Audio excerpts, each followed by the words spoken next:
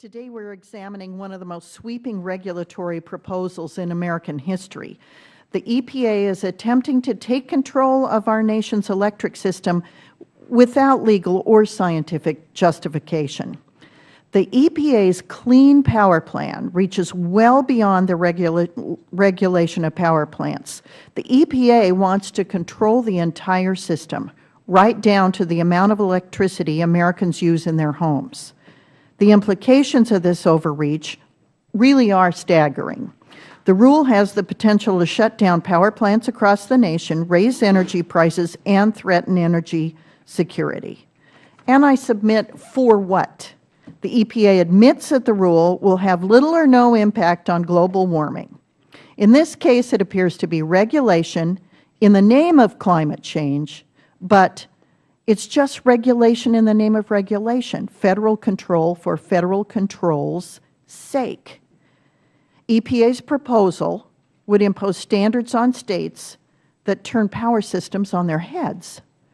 Each state's reduction mandate varies widely based on what the EPA claims can be done through a combination of costly efficiency technologies, drastic fuel switching, and unprecedented reliance on intermittent renewables and energy rationing. States, companies, and utility commissioners and local officials are left figuring out how to comply, which will necessarily involve higher prices and potentially threaten grid reliability. The EPA claims the rule is flexible and that compliance is easy. But the EPA's assurances are of little comfort when the standards are beyond what technology can deliver and ratepayers can afford.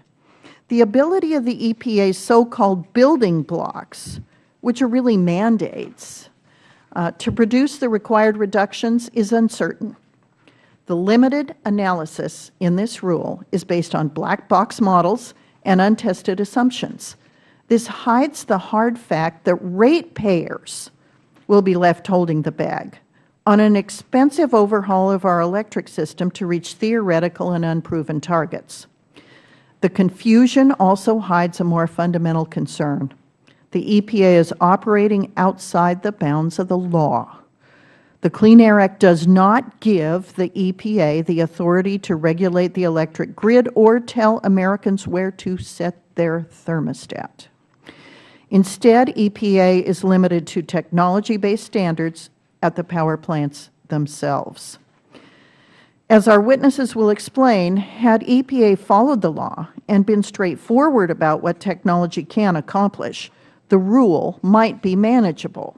But since the law doesn't match this administration's agenda, the EPA is now bypassing Congress to rewrite the statute.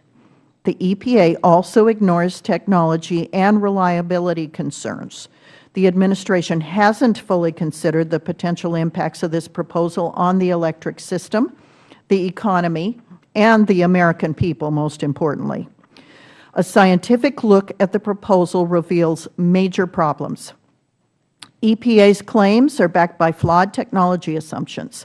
It relies on unrealistic scenarios about our nation's energy future. And EPA's conclusions are based on a secret model hidden from public view. We see this all too often at EPA. In fact, serving on Natural Resources Committee and other natural resource matters, we see it all the time in this natural resource environment that we're in with this administration.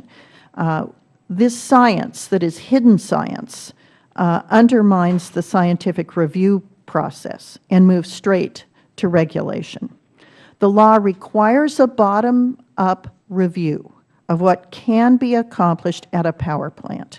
Instead, the EPA has proposed top-down regulation of the entire electric system. This rule needs to be withdrawn. It fails to meet even the most basic standards of objectivity and transparency.